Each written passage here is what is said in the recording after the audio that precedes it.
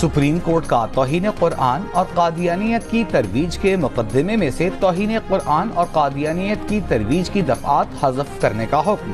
Chief justice of Pakistan کی جانب سے جاری فیصلے میں تحریر کیا گیا ہے کہ مذہبی آزادی اسلام کی بنیادی خصوصیات میں سے ہے کہ اس سے منسلک افراد نے قرآن کریم سے رہنمائی نہیں لی۔ آئین کے آرٹیکل 20 کے مطابق ہر شہری کو مکمل مذہبی آزادی حاصل ہے۔ آئین ہر مذہب اور فرقے کو اپنے مذہبی ادارے کھولنے کی اجازت دیتا ہے۔ متعلقہ حکام اگر قرآن پاک سے رہنمائی لیتے تو شاید مقدمہ ہی درج نہ ہوتا۔ ملزم مبارک ثانی کو 7 جنوری 2023 کو گرفتار کیا گیا تھا۔ ملزم کے خلاف مقدمہ چنیوڑ کے تھانہ چناب نگر میں 6 دسمبر 2022 کو درج کیا گیا۔ عدالت کی ملزم مبارک احمد ثانی کو 5000 روپے کے ذاتی ضمانتی مچلقے جمع کرانے کی ہدایت۔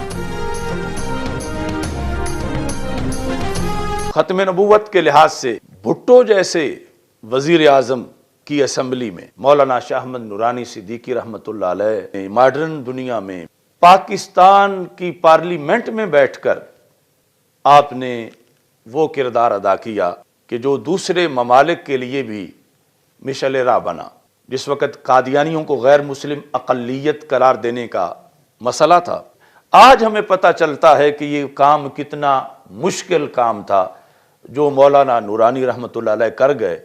کہ آج جن قادیانیوں کے خلاف کوئی بیان دے تو FIR کٹ جاتی ہے، ان قادیانیوں کو غیر مسلم اقلیت قانونی طور پر قرار دلوانا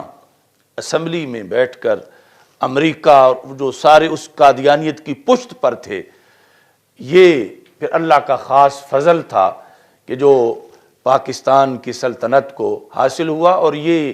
وہ جھومر ہے پارلیمنٹ کے ماتھے پر کہ جو قیامت تک انشاءاللہ شرف کا ایک تمغہ رہے گا اس پارلیمنٹ کے لیے کہ رسول پاک صلی اللہ علیہ وسلم کی عزت و ناموس کے لیے اس پارلیمنٹ نے اتنا بڑا کردار ادا کیا۔ ذوالفقار علی بھٹو نے مولانا شاہ احمد نورانی صدیقی رحمۃ اللہ علیہ سے کہا، کیونکہ ظاہر ہے کہ یہ جو نام نہاد سیاسی ہیں محض ووٹ کے مرید، ان کے نزدیک سب سے اہم چیز ووٹ ہے اور سب سے بڑی مجبوری ان کی ووٹ ہے، اور ووٹ انہوں نے ہر کسی سے لینا ہوتا ہے، اور اگر کسی بھی طبقے کو وہ ڈیمیج کرتے ہیں تو ان کا ووٹ بینک خراب ہوتا ہے۔ بھٹو نے یہ بڑی کوشش کی کہ یہ قادیانیوں کو غیر مسلم قرار دینے والی بحث اسمبلی میں نہ چھیڑی جائے۔ اس نے نورانی صاحب کو یہ باور کرانے کی کوشش کی اور قائل کرنے کی کوشش کی کہ آپ ٹھیک ہے، آپ کا ایک مسلک ہے، ایک عقیدہ ہے، ایک نظریہ ہے،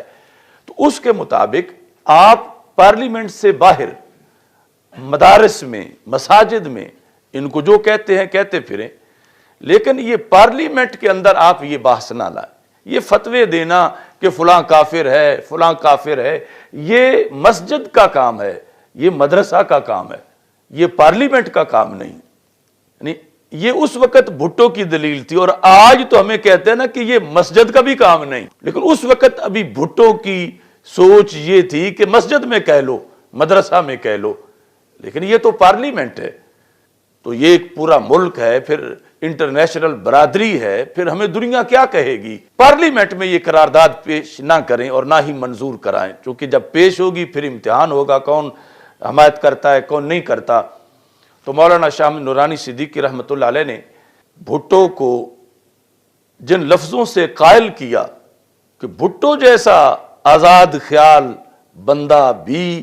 اس عین مذہبی ایشو پر ڈٹ گیا اور بالآخر قادیانیوں کو غیر مسلم اقلیت اسمبلی میں قرار دلوایا گیا، تو آپ نے فرمایا کہ ذوالفقار علی بھٹو تجھے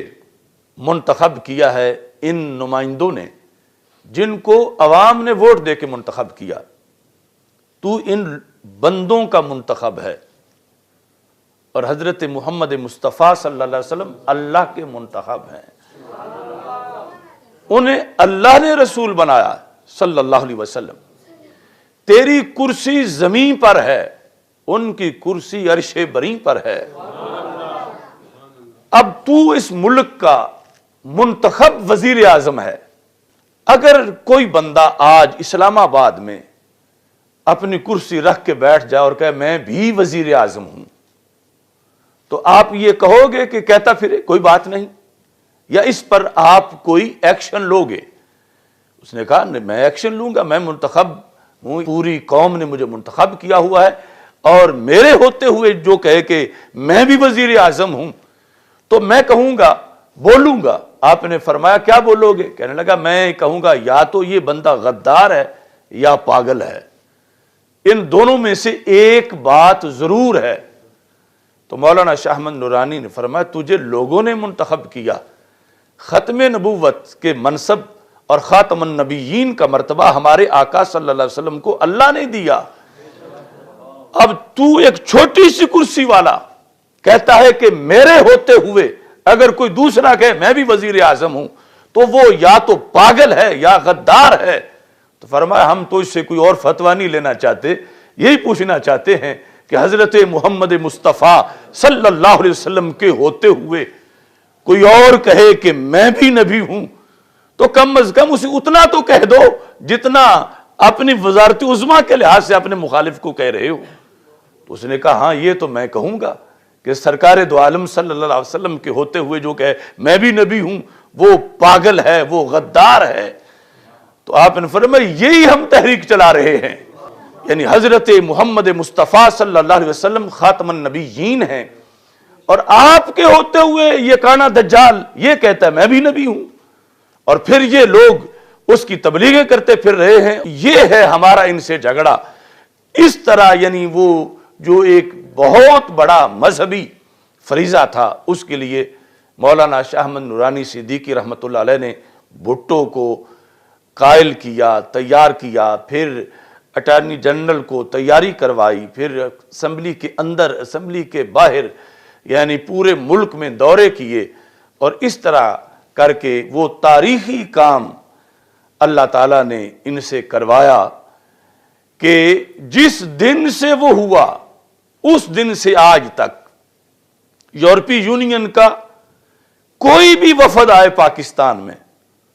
یا یورپی یونین کا جب بھی کوئی اجلاس ہو پاکستان کے حوالے سے تو اس میں یہ بات سر فہرست ہوتی ہے کہ یہ جو قادیانیوں کو غیر مسلم اقلیت قرار دلوایا گیا ہے پاکستان کی اسمبلی سے، کسی طرح اس کو واپس کروایا جائے۔ یعنی وہ آگ لگائی باطل کے خرمن کو مولانا شاہ نورانی صدیقی رحمۃ اللہ علیہ نے کہ اس کو بجھانے کے لیے دن رات امریکہ